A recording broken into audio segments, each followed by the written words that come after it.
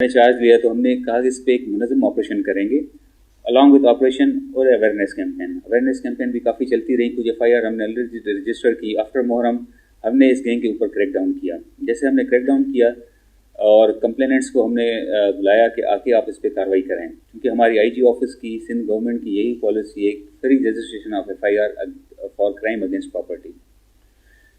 ये आपके चैनल के थ्रू सबको मैं रिक्वेस्ट करूंगा कि कोई भी आपके साथ क्राइम होता है तो please come and get FIR registered. आप FIR रजिस्टर्ड नहीं करेंगे तो इन्वेस्टिगेशन नहीं होगी और क्रिमिनल का रिकॉर्ड नहीं बनेगा, और ये चीज़ उनको फिर कोर्ट में काफ़ी हद तक फेवर देती है। तो अल्हम्दुलिल्लाह जैसे हमने ऑपरेशन स्टार्ट किया नेक नीयति के साथ, लोगों ने इस चीज़ को सराहा, मीडिया ने इसको सराहा। तो इस 10 दिनों की ऑपरेशन के टाइम में मेरे पास 157 कंप्लेंट्स आए जिन्होंने आके FIR दर्ज करवाई, 157। वो FIR हमारी दर्ज हुई हैं 397 सेक्शन में, क्योंकि ये चीटिंग कम मैंने आपको स्नैचिंग कहा, वही उसके सेक्शंस लगे हुए हैं। टोटल इन इन्वेस्टिगेशंस में FIRs में जो हमने बंदे देखे वो 28 मेंबर गैंग है, जिसमें से 3 मेन कारण थे जो मैंने पहले नाम लिए थे, अली मोहम्मद, मोहम्मद अली, बाबू धांधल, तीनों गिरफ्तार हैं।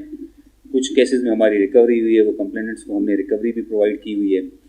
बाकी 3 इनके फैसिलिटेटर्स हमने अरेस्ट किए हैं, 3-4 और अरेस्ट किए हैं जिसको हम वेरीफाई कर रहे हैं थ्रू डेटा, थ्रू CDRs और बैंक ट्रांजेक्शन के हिसाब से। जिसके पास इसकी एसोसिएशन का हमें प्रूफ मिल रहा है हम उस पर कार्रवाई कराएंगे। आपको मैं बताता चलूँ कि ये जो ट्रांजैक्शन करते हैं मोस्टली थ्रू कैश ट्रांजैक्शन करते हैं। काफ़ी सारी कुछ ट्रांजैक्शन इनकी ऐसी वे में मिली हैं जिसमें उन्होंने ऑनलाइन बैंक के थ्रू पैसे लिए हुए हैं।